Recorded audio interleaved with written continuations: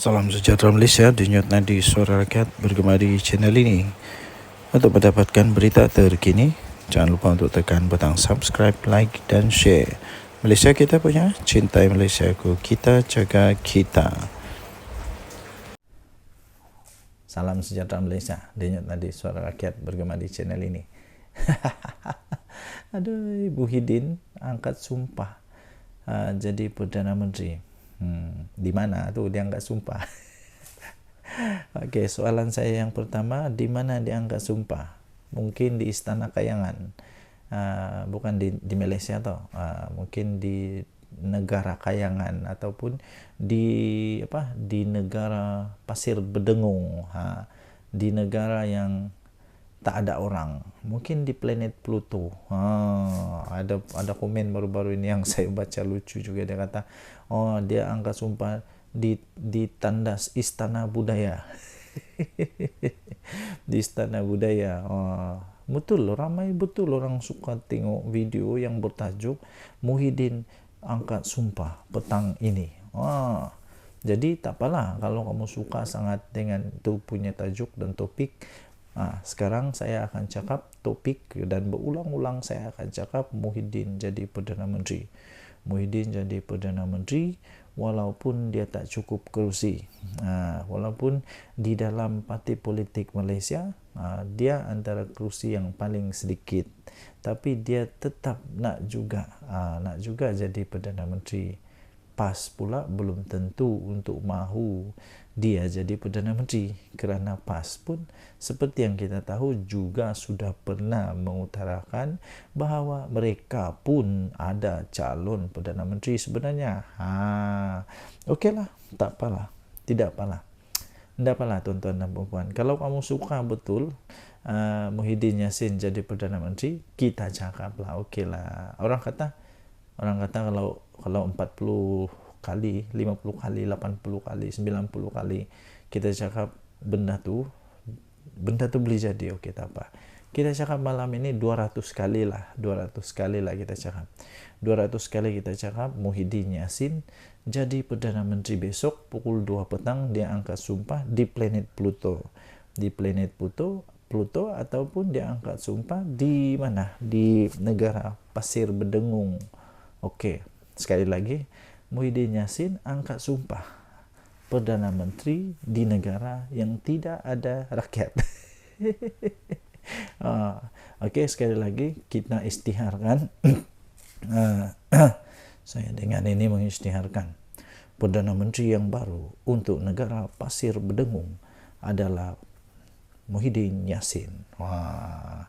Tapi itu semua tidak akan berlaku lah, tidak akan berlaku apa-apa pun.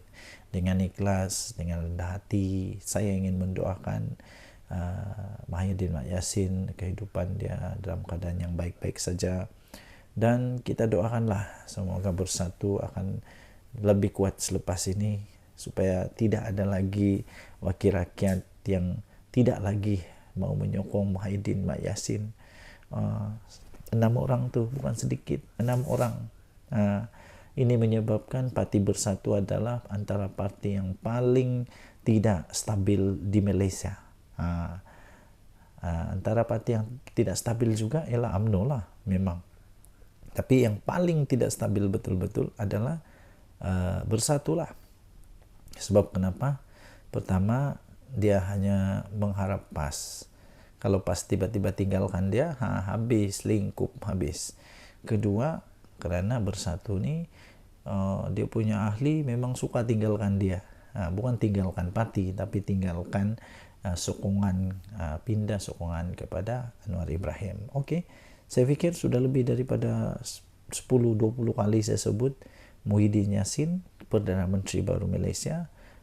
Malaysia pula, minta maaf, saya ulang lagi. Perdana Menteri baru untuk negara Pasir Bedengung.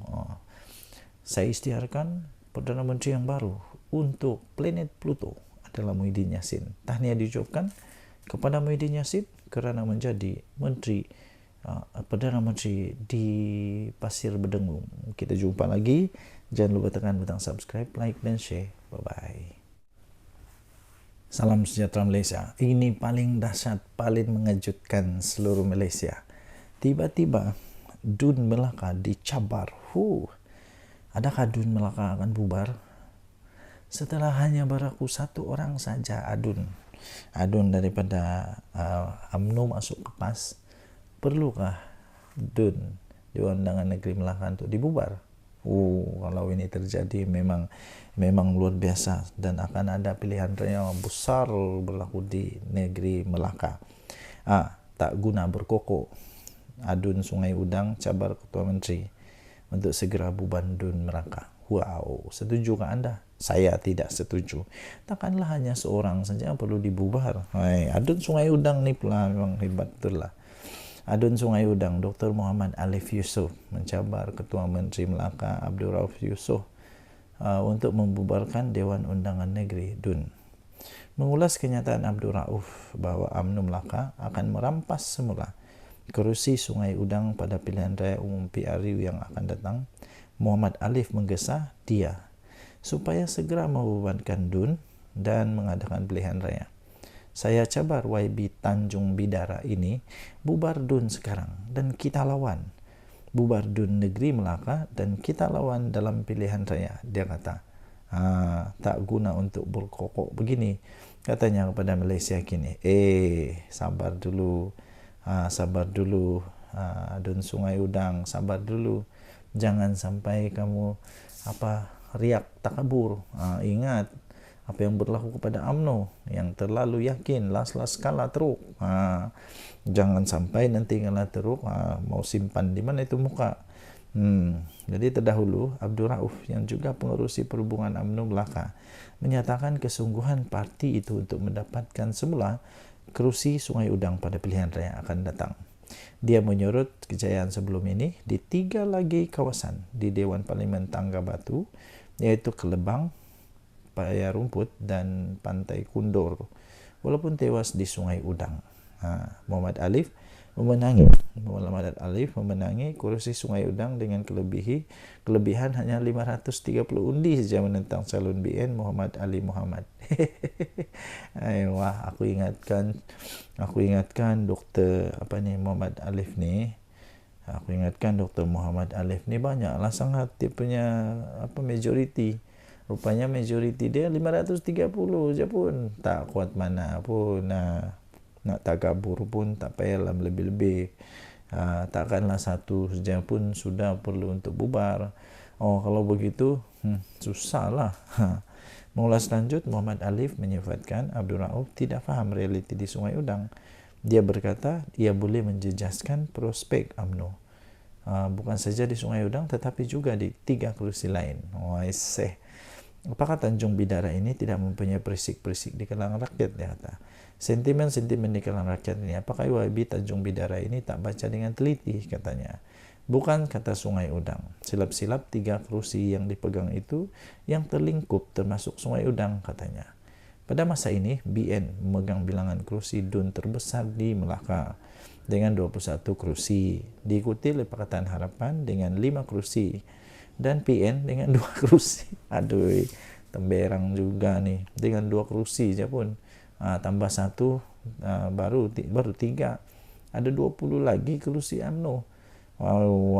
Nak suruh konon bubar Dun. Pada pilihan raya negeri, UMNO memenangi 18 daripada 20 kerusi yang dipertandingkan.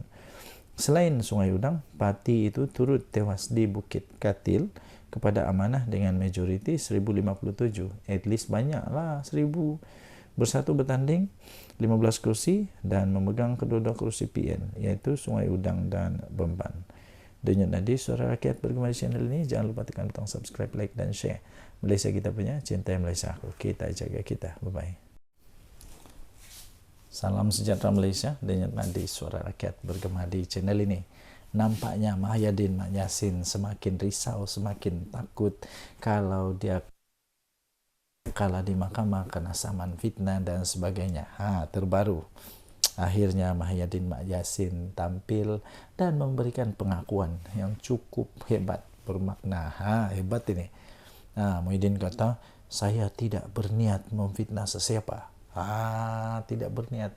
Orang tidak berniat ini adalah orang yang macam mana, tapi kalau sampai disebut berkali-kali tidak pasti berniat ke tidak. Tan Sri Mahyadin Mat Yassin menafikan telah membuat fitnah terhadap bekas Menteri Keuangan Lim Guan Eng ketika beliau mengeluarkan kenyataan media berhubung isu pembatalan percukaian, pengecualian cukai kepada Yayasan Al-Bukhari. Habis kalau kenyataan media pula tanpa niat, mungkin lah kan. Bekas Perdana Menteri itu berkata beliau hanyalah menjelaskan mengenai rakaman percakapan tambahannya yang diambil oleh Suruhanjaya Pencegahan Rasuah Malaysia pada 9 Mac tahun lalu membabitkan siasatan Jana Wibawa dan yayasan berkenaan. Sekarang dari risau. Terlajak perahu boleh diundur. Terlajak kata padan muka. Ahli Parlimen Paguh itu berkata, beliau hanyalah menjelaskan kedudukan dan apa yang berlaku pada dirinya, serta tidak mempunyai sebarang niat jahat. Malah kenyataan itu bukan ditujukan kepada Lim Guan Eng, habis ditujukan kepada siapa pula. Aduh, Muhyiddin berkata beliau menerima surat rayuan daripada Yayasan Al-Bukhari yang menyatakan bahawa pengecualian cukai tidak diiktiraf oleh lembaga hasil dalam negeri walaupun dibenarkan sebelum ini. Dia tahu rupanya. Muhyiddin berkata semua keputusan yang diambil oleh LHDN itu adalah di bawah tanggungjawab Kementerian Keuangan dan Menteri Keuangan ketika Kerajaan Pakatan Harapan. Dia kata begitulah, tapi lain pula yang berlaku di mahkamah. Katanya awam mengetahui beliau dipanggil oleh SPRM untuk diambil keterangan dan selepas beredar dari bangunan agensi terbabit, beliau bertemu dengan ramai penyokong dan pemberita. Jadi katanya saya ketika itu sebenarnya ingin menjelaskan bahawa Yayasan Al-Bukhari sudah diberi kelulusan pengecualian cukai oleh kerajaan BN sebelum ini. Tapi saya menerima rayuan yang menyatakan LHDN membuat keputusan untuk tidak mengiktiraf pengecualian cukai itu, dia kata. Jadi saya berpikir tiada keperluan untuk Yayasan Al-Bukhari membuat rayuan kepada saya. Ketika PN menjadi kerajaan, sekiranya pengecualian cukai masih diiktiraf oleh LHDN. Semakin pening kepala aku. Bagi anda yang memang champion, memang pandai untuk mentafsir kata-kata pening gini ni, anda boleh tinggalkan komen. Jadi saya pun makin pening. Sebenarnya saya pening juga dengan cerita ni. Jadi ini tentu berlaku ketika Pakatan Harapan. Dia kata ini lagi satu assumption. Jadi saya tidak menuduh atau memfitnah katanya. Saya cuma merujuk ketika di mana kerajaan ketika itu dan Pakatan Harapan dan hakikatnya plaintiff Menteri Keuangan. Dia kata nanti kita tengoklah mahkamah nanti cakap macam mana. Muhyiddin berkata demikian melalui pernyataan saksi dalam kes saman difailkan Lim Guan Eng terhadapnya yang didakwa mengeluarkan 3 kenyataan fitnah. Okey, anda boleh baca semua ini di biharian.com.my 16 Julai tahun 2024. 16 Julai 2024, saya tidak berniat fitnah sesiapa, kata Muhyiddin Yassin. Bye-bye. Salam sejahtera Malaysia. Denyut nadi suara rakyat bergema di channel ini. Kali ini betul-betul kantoi habislah Muhyiddin macam ini. Okey, tak apa. Kali ini betul-betul dia kantoi betul kali ini. Dia cuba untuk kasih orang lain yang seolah-olah buat kesalahan, tapi rupa-rupanya dia kantoi. Ini di mana disebut di mahkamah lagi ya, tuan-tuan dan puan-puan. Ini memang memalukan. Pengecualian cukai Yayasan Al-Bukhari sebenarnya dibatalkan ketika Muhyiddin jadi Perdana Menteri. Ketika Muhyiddin jadi Perdana Menteri, rupa-rupanya Mahkamah Tinggi di sini pada hari ini diberitahu bahawa sebenarnya isu untuk pembatalan pengecualian cukai kepada Yayasan Al-Bukhari yang dibuat semasa Tan Sri Mahyadin Mat Yassin memegang jawatan Perdana Menteri. Peguam Guok Ngek Siong yang mewakili bekas Menteri Keuangan iaitu Lim Guan Eng berkata merujuk kepada surat yang ditandatangani oleh pengerusi Yayasan Al-Bukhari yaitu Tan Sri Syed Mokhtar Al-Bukhari pada 5 Februari tahun 2021. Perkataan baru-baru ini dalam surat tersebut membawa maksud perkara pembatalan atau pembatalan status pengecualian cukai itu berlaku baru-baru ini. Sebelum defendant, yaitu Mahidin Mat Yassin, menyiarkan 3 kenyataan yang berunsur fitnah. Defendant tahu mengenai kandungan sebenar surat itu dikeluarkan Tan Sri Syed Mokhtar bertarik 5 Februari 2021. Guok berkata demikian dalam pernyataan pembukaan pada hari pertama. Perbicaraan kes saman difailkan Lim terhadap Mahidin Mat Yassin berhubung pembatalan pengecualian cukai ke atas Yayasan Al-Bukhari. Beliau berkata surat daripada Syed Mokhtar itu tidak langsung menyatakan bahawa plaintiff yaitu Lim Guan Eng atau Kerajaan Pakatan Harapan yang jatuh pada penghujung Februari tahun 2020 sebagai orang yang bertanggungjawab dengan pembatalan tersebut. Dalam mana-mana keadaan, tiada satu bukti atau dokumen pun yang boleh membuktikan plaintiff yang menyebabkan pengecualian cukai diberikan kepada Yayasan Al-Bukhari itu dibatalkan.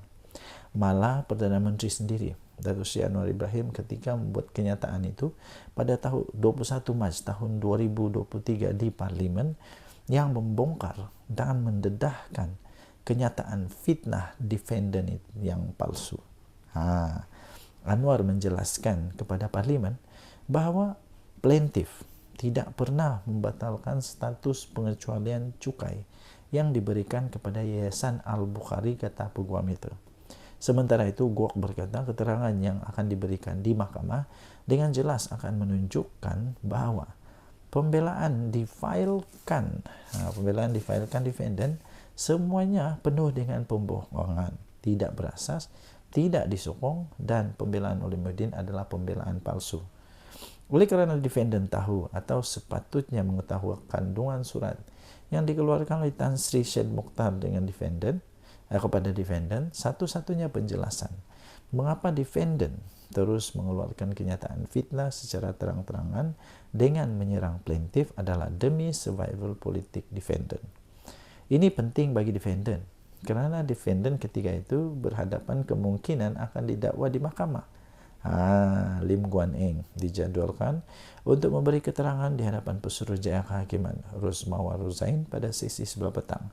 Pada 27 Mac yang lalu, 27 Mac tahun 2023 Lim memfailkan saman terhadap Mahidin Yassin kerana didakwa telah mengeluarkan 3 kenyataan berunsur fitnah di Facebook yang membabitkan Lim Guan Eng berhubung isu pengecualian cukai 9, 11 dan 12 Mac 2023. Laporan itu kemudian diterbitkan beberapa akhbar dan portal berita.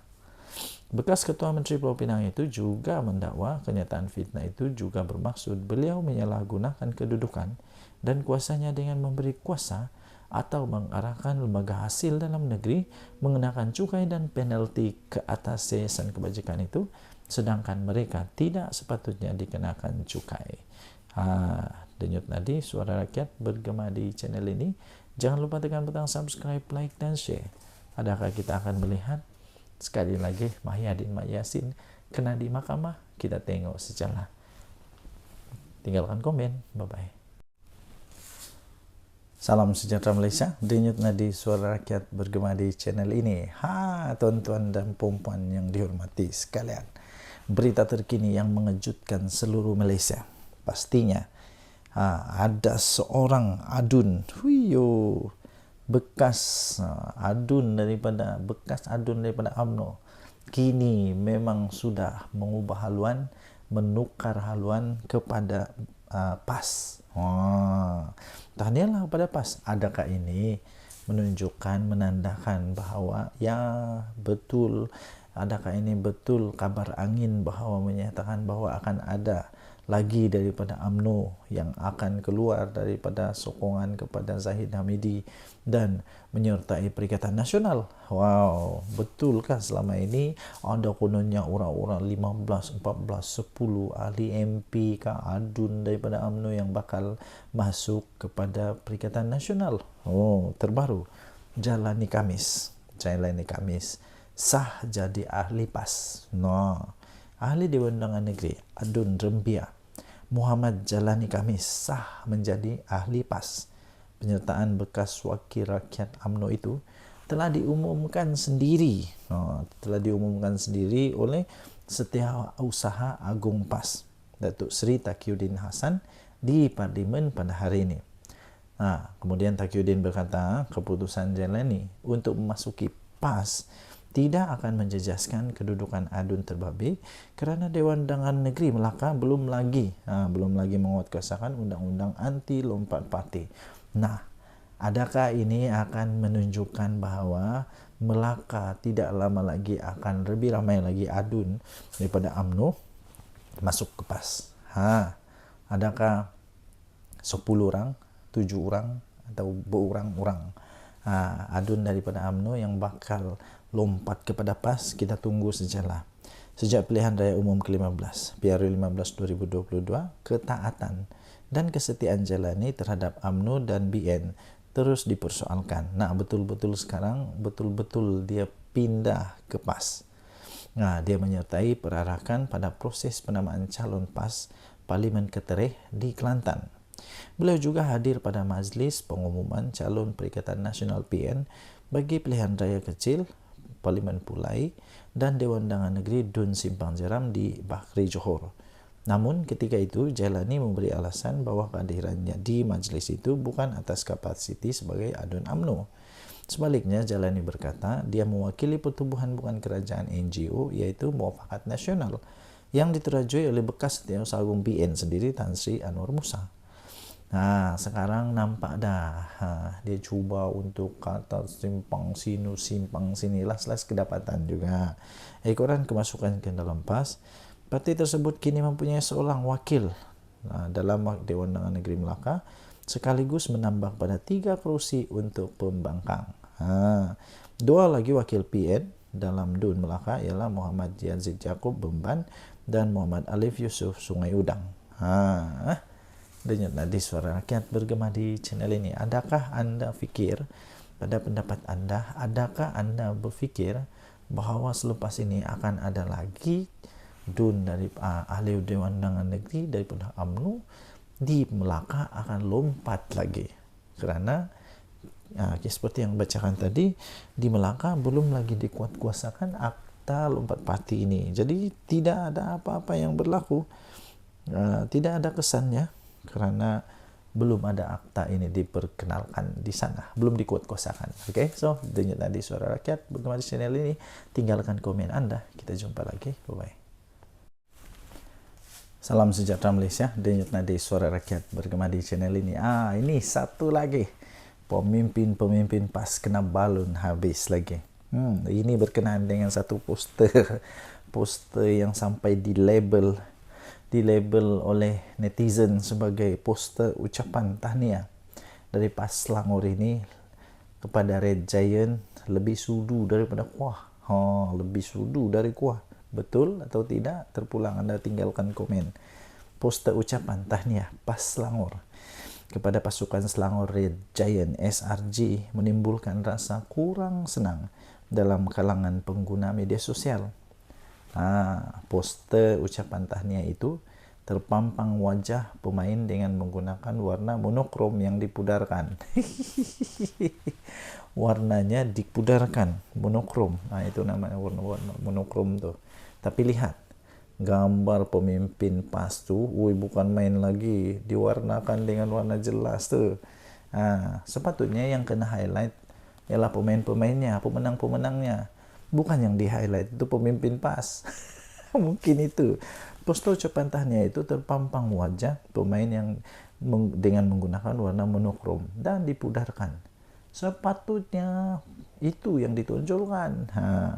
Manakala 3 wajah 3 pemimpin PAS negeri yang dilabel lebih sudu daripada kuah itu diletakkan di bahagian bawah dengan warna paling jelas dan terang. Apa benda aja nih? Aduh. Jadi suara kurang senang itu kemudian dia diluahkan oleh segelintir penyokong SRG yang berpendapat wajah pemenang yang sepatutnya perlu lebih menonjol, betul, dan bukan dipudarkan. Nah, ada antara pengguna kemudian membandingkan dengan beberapa poster tahniah yang lebih gempak. Betul, saya ada nampak banyak tau, lebih gempak yang ditunjukkan pemain, bukan pemimpin politik. Aduh. Nah, ada di antara mereka yang membandingkan dengan beberapa poster tahniah yang lebih gempak. Antara poster dari Menteri Besar Terengganu sendiri, Datuk Seri Dr. Ahmad Samsuri Mukhtar, yang dipuji kerana meletakkan wajah pemain sebagai highlight utama. Sebagai highlight utama. Ini contoh dia. Itu barulah patu. Sementara itu ada yang berkampan isu poster terbabit tidak perlu dibesarkan kerana ia sekadar poster ucapan tahniah.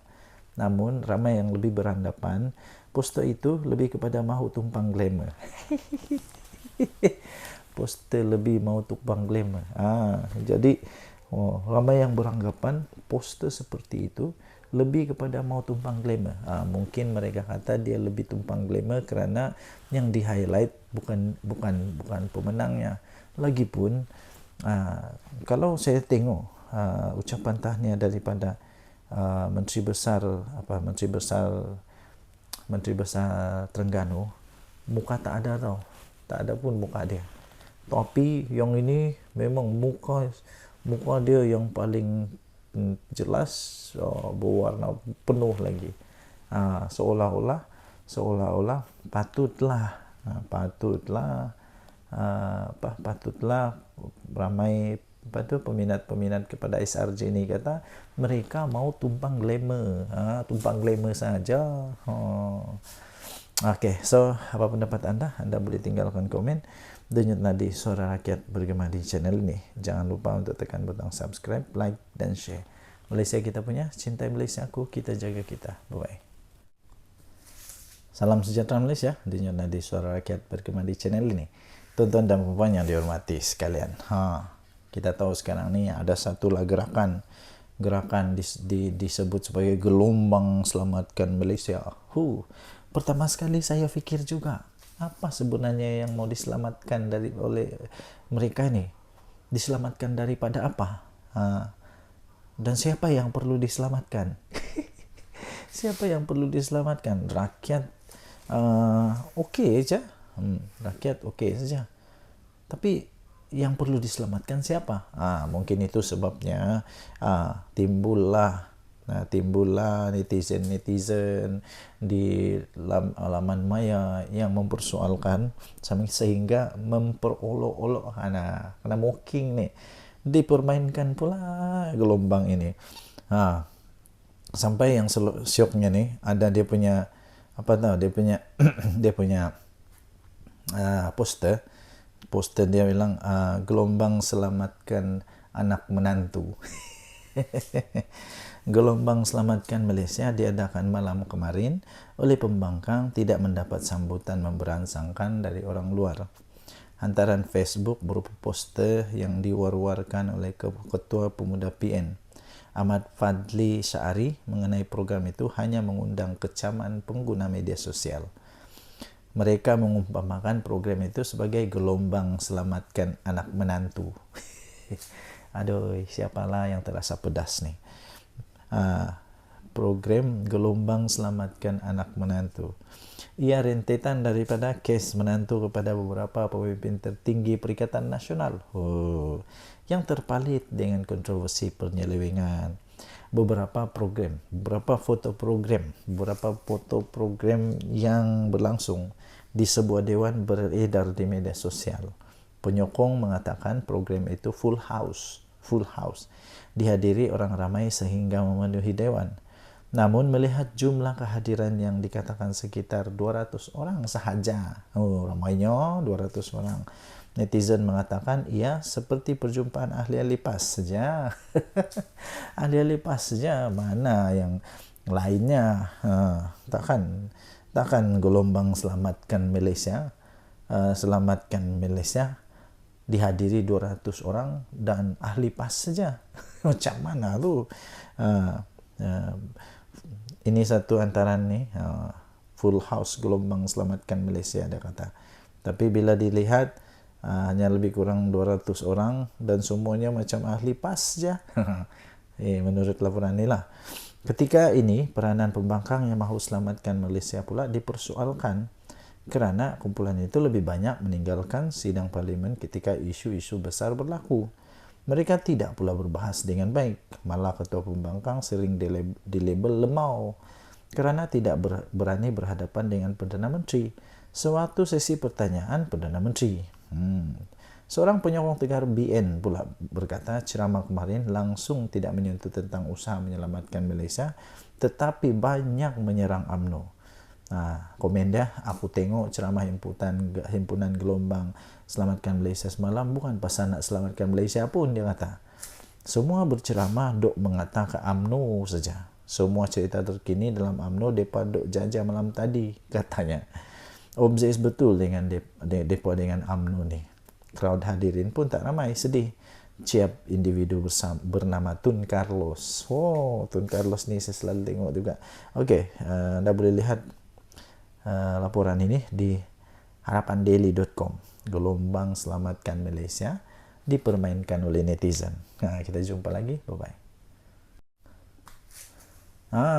Ini betul tepat sekali. Sebelum tu, terima kasih kerana terus bersama dalam channel ini. Bagi anda yang pertama kali, sila tekan butang subscribe, like dan share. Okey. Apa tu? Ada pernah peribahasa cikgu saya dulu ajar. Mengajar etik berenang pertama. Kedua, seperti ketam mengajar ketam yang lain berjalan lurus. Dan paling teruk sebenarnya ialah ada satu istilah cermin rosak. Cermin rosak ni begini. Dia cuba nasihatkan orang lain tapi dia itu lebih teruk. Ada lagi satu. Dia suka sangat menyibuk tentang orang lain. Dia boleh nampak selumbar dekat mata orang lain tapi kayu balak di mata sendiri dia tak sedar tau. Malu tak pastilah. Saya pun tidak pasti. Inilah yang mungkin terjadi kepada Wan Faisal. Wan Faisal yang cuba sembang. Sembang konon nak jadikan KLIA world class. Siap bagi nasihat, tunjuk buku lah, buku ni Sim Kibon ni, dia tunjuk ni KLA supaya KLIA jadi world class.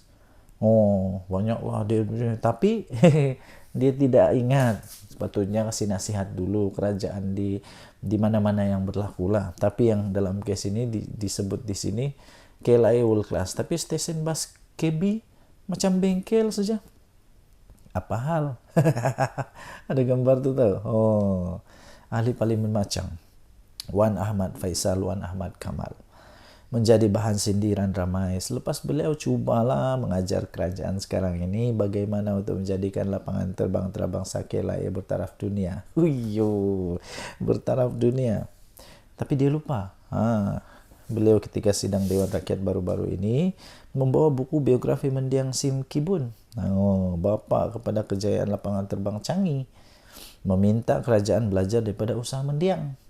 Katanya resepi untuk menjayakan lapangan terbang terkenal itu bukan di atas tangan GIP atau BlackRock. Iyalah, betul lah. Tapi menggunakan pengalaman dan kepakaran sendiri.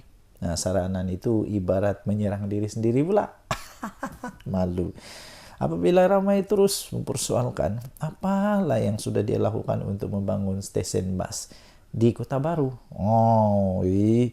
Tempat sendiri. Terminal bas sementara itu sehingga kini masih digunakan walaupun kekurangan berbagai kemudahan menyebabkan lokasi tersebut dianggap antara lokasi pengangkutan awam yang ketinggalan zaman. Atas sebab itu atas sebab itu ramailah menyarankan agar Wan Faisal ni menaik taraf dulu, kasih naik taraf dulu stesen bas KB sebelum berani untuk mengajar kerajaan naik taraf KLIA. Lama. Antara komen yang siok saya baca ni. Sebelum Wan Faisal nak cuba ajar, hendak jadikan KLIA world class, apa kata kau usahakan dulu stesen bas Kota Baru supaya ada rupa bas stesen bas. Kemudian baru cerita teori kau di parlimen. Kemudian ada lagi orang bincang masalah MAHB, dia bincang masalah stesen bas. Aduh. Ia kemudian dibalas pula semula oleh pengguna X. Ya, tersebut dengan ringkasan paling mudah untuk difahami. Wan Faisal ceritanya macam ini. Kalau stesen bus yang mudah macam ini pun kamu tak reti nak urus, bagaimana kami nak percaya kamu boleh uruskan airport pula? Oh, betul, betul. Kalau stesen bus pun tidak dapat diurus, tak reti nak urus stesen bus yang kecil itu tak dapat nak urus, ini janganlah cuba-cuba untuk urus airport pula. Perkara itu kemudiannya disokong oleh ramai kerana bagi mereka pemimpin sepatutnya membuktikan kemampuan mereka dengan menggunakan stesen bus KB yang dengan membangunkan stesen bus KB yang berbelas tahun ketinggalan. Apa kata Wan Faisal? Hadam dululah komen-komen netizen ini. Barulah cuba-cuba untuk ajar kerajaan. Okay, kita jumpa lagi. Bye-bye. Salam sejahtera Malaysia. Mahyudin Mat Yassin. Memang kali ini dia termakan dengan senjata sendiri. Dengan senjata makan tuan lah. Kena sendiri kali ini. Apa tidaknya dia antara orang yang paling kuat menentang, tapi kali ini dia sendiri dapat masalah dengan penentangan yang dia buat tu. Harapnya kali ini Muhyiddin Yassin dan Bersatu, Muhyiddin Yassin dan Bersatu fahamlah. Harapnya mereka dah faham. Mereka dah faham kenapa Akta Lompat Parti diperlukan. Dulu waktu dibentangkan oleh Menteri Undang-Undang, siapa yang bangkang dulu, siapa yang bangkang betul-betul. Sebab waktu itu banyak sangat berita-berita kabar angin bertiup, kononnya ahli UMNO nak lompat bersatu dan macam-macam lagi. Syok lah waktu itu, seronok lah. Sekarang dah kena lubang hidung sendiri. Apa rasa oren? Ini ada satu artikel daripada Harapan Daily. Harapnya Muhyiddin Bersatu dah faham kenapa Akta Lompat Parti diperlukan. Selepas insiden 6 ahli parlimen ini, Muhyiddin dan Bersatu diharapkanlah supaya mereka dah fahamlah kenapa anti lompat parti ini, akta ini diperlukan.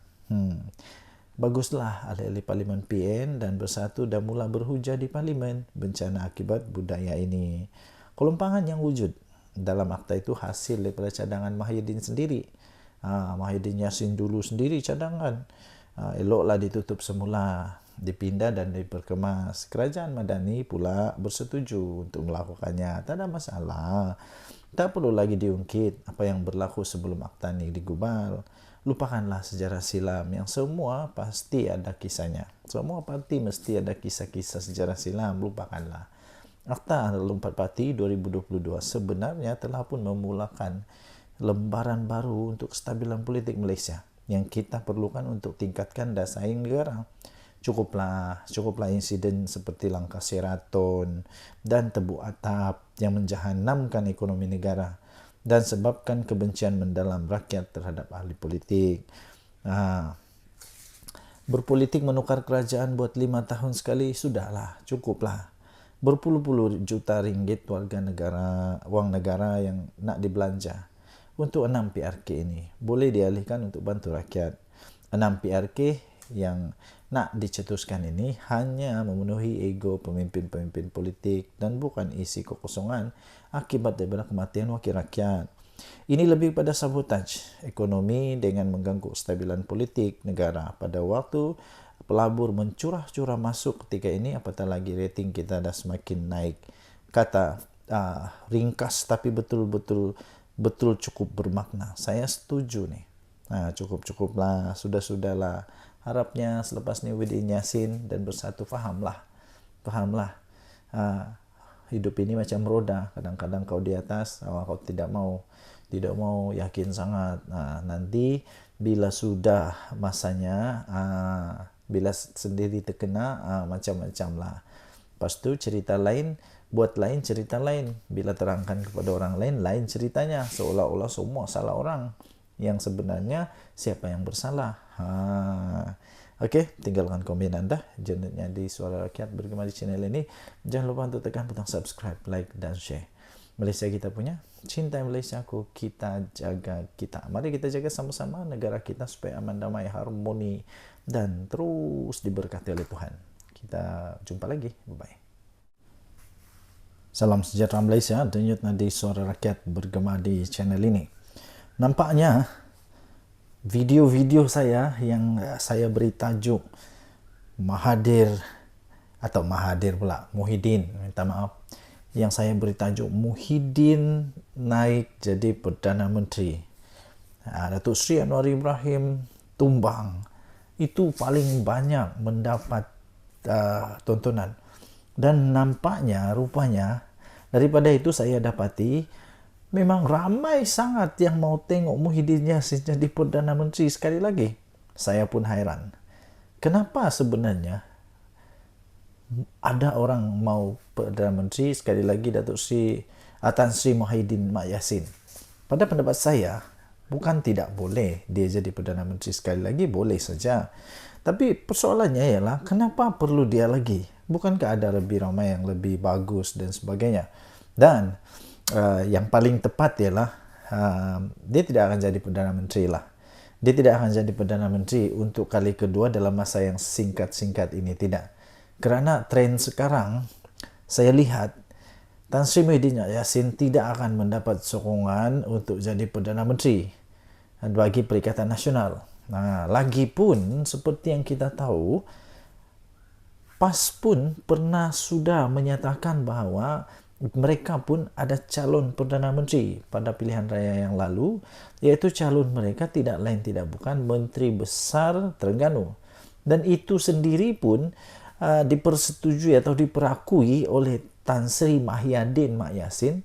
Dia juga memperakui bahawa Dr. Sam itu, iaitu Menteri Besar Terengganu itu, memang mempunyai kualiti, memang mempunyai kelayakan untuk jadi Perdana Menteri. Habis kalau sudah begitu, mahukah PAS membiarkan begitu saja jawatan Perdana Menteri jatuh kepada Bersatu yang tak kuat mana sekarang ini, yang ramai orang kata Bersatu sekarang ini hanya berharap kepada kekuatan daripada PAS. Yang ramai orang kata Bersatu ni hanya melukut di tepi gantang, hanya mengharapkan kekuatan daripada PAS. Kalau ada pilihan raya pun, kemenangan-kemenangan daripada Bersatu itu pun hanya kerana ihsan, bantuan, kerjasama dengan PAS. Cuba kalau tidak ada PAS, boleh menangkah Bersatu? Dan lagi, saya fikir Tan Sri Muhyiddin Yassin sepatutnya memberikan peluang lah kepada yang lain. Walaupun dia secara tradisinya memanglah semua yang menjadi presiden atau bukan presiden, pengerusi kepada satu gabungan parti politik itu, Perikatan Nasional, contohnya ialah Muhyiddin Yassin. Secara tradisi, pengerusi itulah yang jadi calon Perdana Menteri. Tapi persoalannya, mahukah lagi PAS Muhyiddin Yassin jadi Perdana Menteri, yang menyebabkan PAS hanya sekejap saja berada dalam kerajaan. Sekejap saja dalam kerajaan, lepas itu tumbang. Tumbang kerana nampaknya Muhyiddin Yassin didakwa telah pun gagal menjalankan tanggungjawabnya sebagai Perdana Menteri. Mahukah kita Perdana Menteri kita sekali lagi yang tidak pun pandai bercakap secara live, yang mahu dirakam dulu, takut untuk live, takut untuk jawab wartawan? Mahukah begitu?